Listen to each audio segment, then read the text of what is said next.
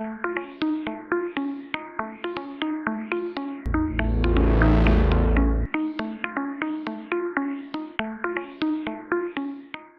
we have the 3 types of yeast that are available in the supermarkets. Block or wet yeast, which must be kept refrigerated. And when you open it, it must be a pale khaki color and must break quite easily to indicate that it is fresh. If it is dark in color or has a crust, it means that the yeast is old. The next type of yeast is called active dried yeast. As you can see, the yeast has been completely dehydrated and mixed with maize meal, and it forms a large granule which must be made by the sponge method to give the yeast the opportunity to rehydrate and to become reactive. And finally, the last type of yeast, which is one of the easier types of yeast to use. This we use for the straight dough method. It's known as instant yeast. The granules are very, very fine and can be sifted with the flour, which then cancels out the beginning of the sponge method and shortens the whole process by about 20 minutes. Because these granules are so fine, the yeast reactivates, rehydrates more quickly than the active dried yeast.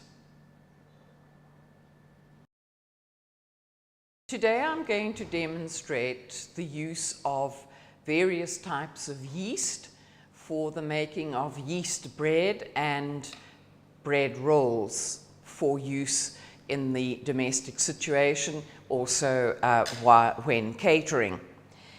I'm going to start off with what is known as the sponge method. It's a slightly longer method using 2 of the types of yeast. There are 3 types of yeast available on the market, and we will demonstrate how to use all 3 of them and also show you exactly what they look like.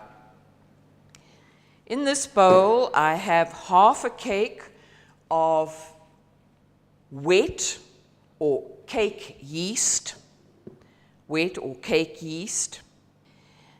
In this bowl, I have dried yeast, which is in the form of large granules.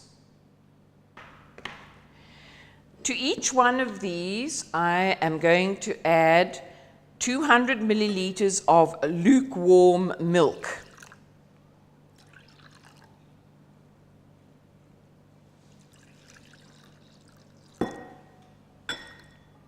Lukewarm can be described either as 25 to 27 degrees Celsius. You stir the yeast and the sugar to dissolve it in the milk. The sugar is added to the yeast as an instant food supply. You must remember that yeast is a living microscopic plant and therefore needs food, warmth and moisture to multiply and grow. It is during this growing process where the yeast plant converts sugar and starch into energy and carbon dioxide. Carbon dioxide, the gas, is used to make the bread rise. Wet yeast or block yeast is the most active of the yeast because it has not been dehydrated completely, and it is mixed with corn meal to give it body, and it must be very well combined with the milk before you can go on to the next step. Press the yeast against the sides of the bowl to make it dissolve more quickly. Both these bowls are now going to be placed in the warming drawer so that the yeast can reactivate and start producing carbon dioxide. This period is known as setting the sponge, and it takes between 15 and 20 minutes. While we're waiting for the yeast to reactivate, I am going to carry on making the bread. Here I have 250 milliliters of bread flour, 250 milliliters of unsifted brown bread flour, and 5 milliliters of salt. These I'm going to sift.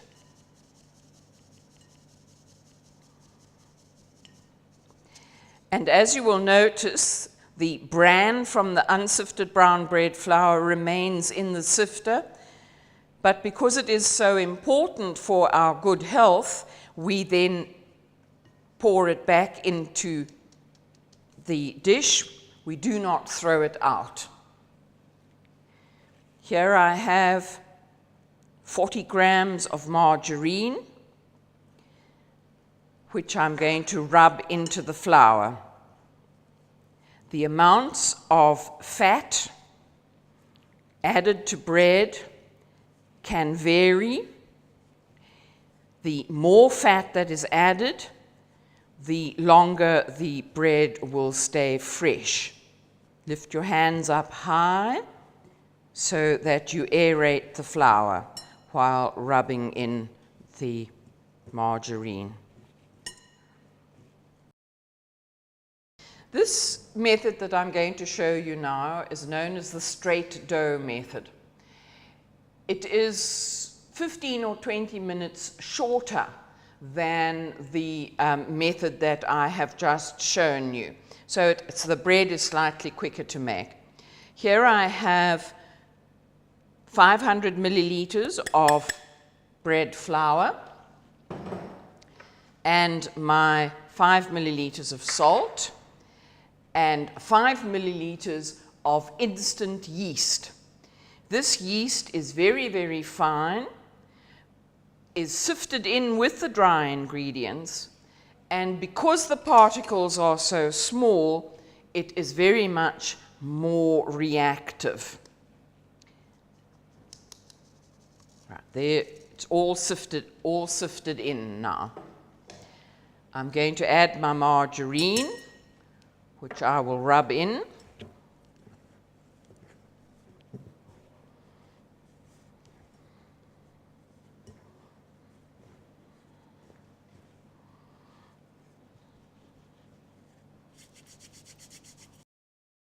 To the flour mixture, I'm now going to add lukewarm milk. Lukewarm water can also be used. It's most important not to make your dough too stiff, as this prevents the gluten from developing.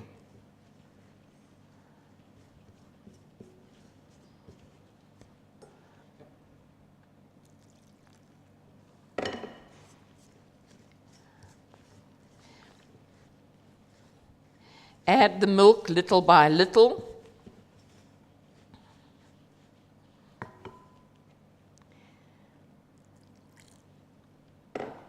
So that you can gauge how soft or how stiff the dough is.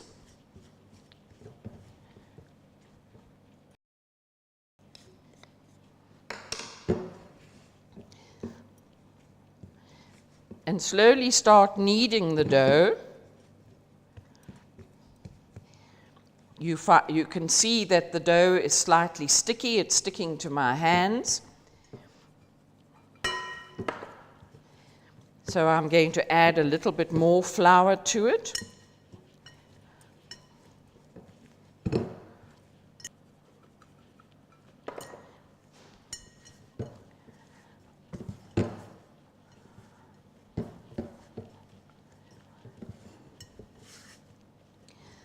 That seems to be manageable now. I'm going to put flour on my work surface, and I'm going to start kneading the bread.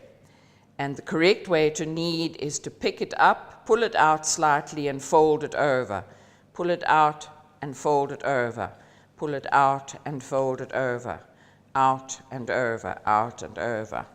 And as you become more proficient at it, the action is not so drawn out.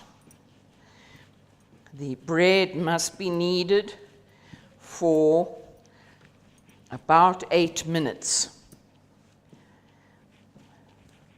The bread has now been kneaded for between 8 to 10 minutes. I'm going to lift it up and fold the ragged edges in so that I have a round ball of dough, which is quite smooth. I usually refer to it as being as smooth as a baby's bottom. This dough is then going to be placed in a bowl. It's going to be covered with cling wrap, and it's going to be either placed in a warming drawer with a bowl of water next to it, or over hot water in a sink so that it can rise to double its size, and this step usually takes about 40 minutes. This is the wet yeast that was placed in the warming drawer to start fermenting. As you can see, after 15 minutes, it's very frothy, which means that the yeast has reactivated and is forming carbon dioxide while it is forming energy to reproduce. Now, this yeast mixture, the sponge mixture, I'm now going to add to my flour with the margarine that has been rubbed in.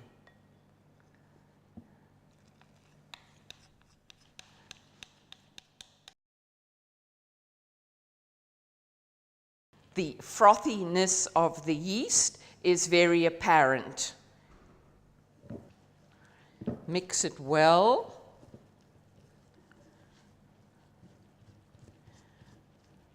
To form a soft and preferably not sticky dough, although you can see that this dough here is sticky.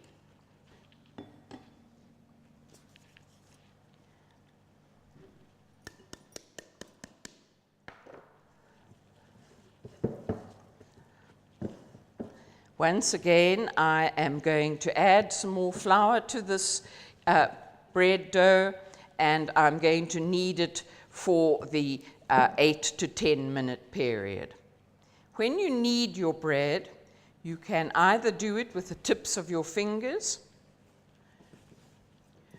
or with your knuckles, or you can do it with the heel of your hand. Fold the bread over and then press with the heel of your hand. As long as you are folding the bread over and developing the gluten.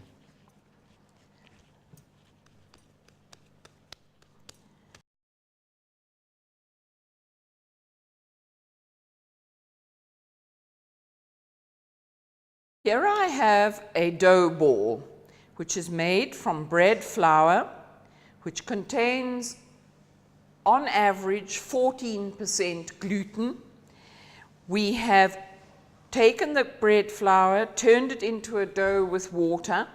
There is no salt and no yeast in this dough. What I am going to illustrate to you is how gluten develops through kneading. And also we will show you what gluten looks like when I have washed out the starch. This dough has been kneaded for 10 to 12 minutes, and I'm then going to wash the dough in cold water to remove the starch. So you knead the dough in the water until all of the starch is removed. You can see the starch turns the water white and milky. Do not lose the dough to the bottom of the dish. Keep picking it up, keeping it in your hands. This process takes a long time to do.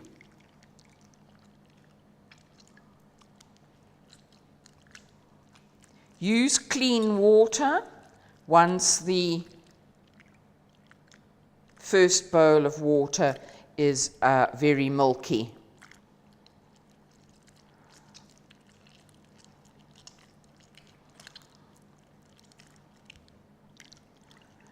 When you are changing the water, do not throw the gluten away down the drain.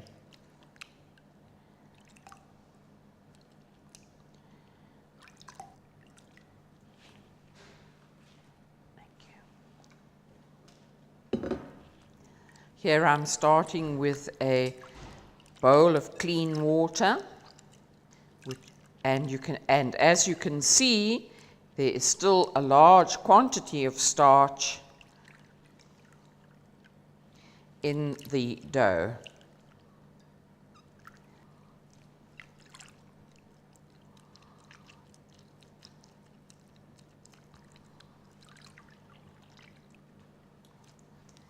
This is an experiment that all the students will carry out before they actually make yeast bread.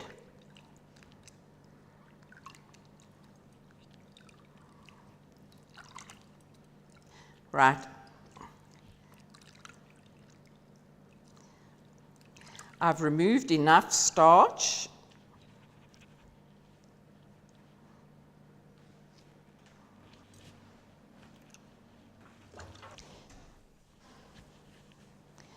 And here in my hand, I have a ball of elastic, rubbery protein substance, which forms the skin around the bubbles of carbon dioxide in the bread, or in a cake, or a scone, and holds the gas in bubble form in your dough mixture of whatever kind. You can see that it is very elastic, and it reacts rather like the outer skin of a balloon when you blow it up.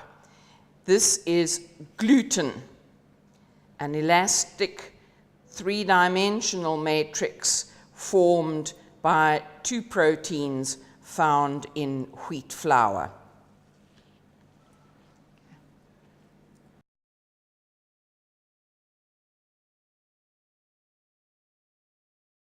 This bread dough has now doubled its size. As you can see, it's also domed the cling wrap. I'm going to remove the cling wrap and place the dough on here. It is light and a very gentle knead, known as a knockdown or punch down, just to redistribute the yeast and to redistribute the gas. The dough needs to rise for the second time after it has been shaped. That's a very gentle knockdown. I'm going to use 2/3 of this dough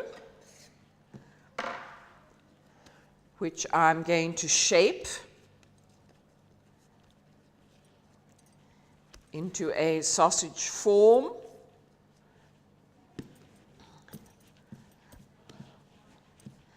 And place in the bread tin. And once again, this goes into the warming drawer next to a bowl of water so that it doesn't form a crust. This small piece of dough I am going to shape, cut it in half. I'm going to shape that and put it into the small pan to make individual loaves of bread, which are very fashionable at this moment in time. The bread has now got to double again in size and fill the pans before we bake it in the oven. Here's some more dough.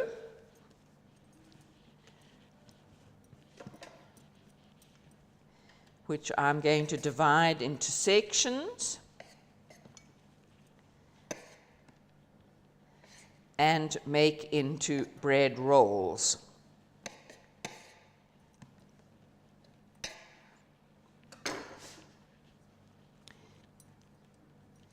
Here we have a hamburger roll.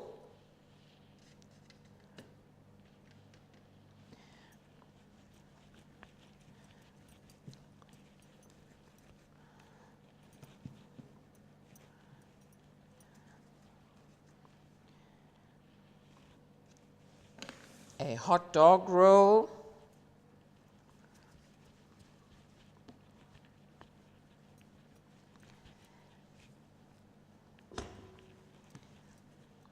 Here I'm rolling it out into a long sausage.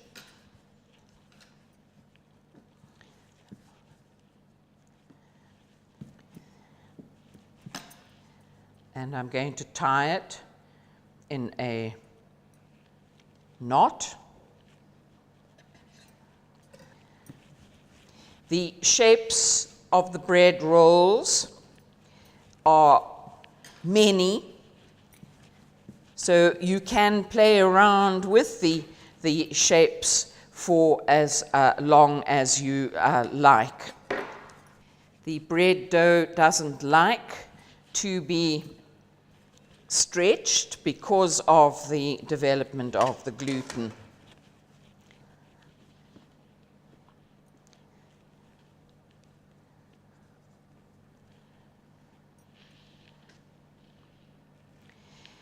You do not need a loaf tin to make a loaf of bread.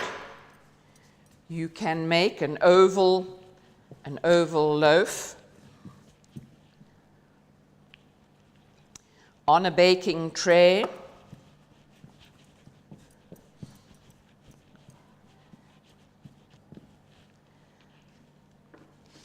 And score the surface of the loaf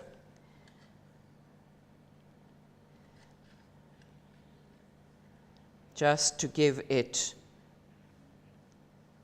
an interesting surface.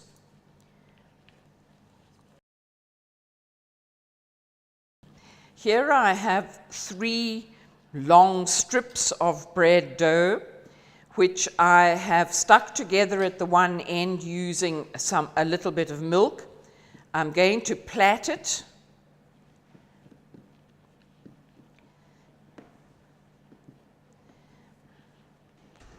and press the ends together so that they don't come loose. Place it on my baking tray. Brush it with milk.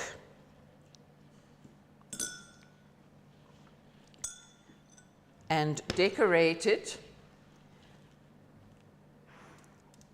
with a few sesame seeds, which make the appearance very attractive and give the bread crust and nutty flavor. And the other half I'm going to decorate with poppy seeds. Just to illustrate that you can use virtually any type of seed on the surface of the bread to change its appearance. This is once again going to be placed in the warming drawer so that it can double its size. Here we have our bread dough, which has risen to double its size for the second time. The smaller loaves and the larger loaf. These are going to go into the oven at 190 degrees Celsius, and after the first 10 minutes, it will be turned down to about 170 degrees Celsius. Just the high temperature at the beginning is to kill the yeast so that it doesn't cause the bread to rise any further. The oven is at 190 degrees Celsius. I'm going to put the bread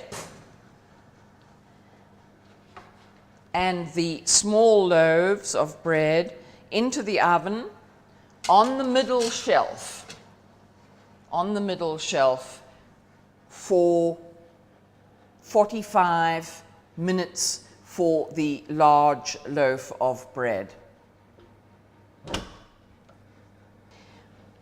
The bread is ready now.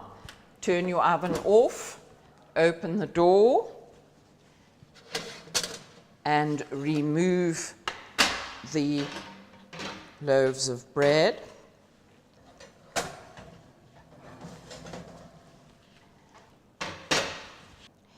The bread has a dull surface, so we use a small amount of sugar water to brush the bread and give it a shiny crust.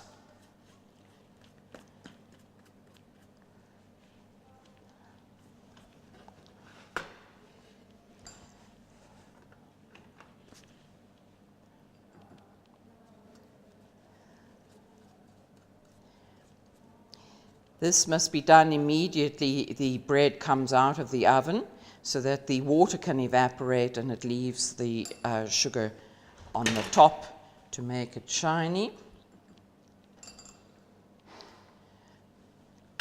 To test if the bread is cooked, you knock it with your knuckle, and if it sounds hollow, then you know that the bread is cooked.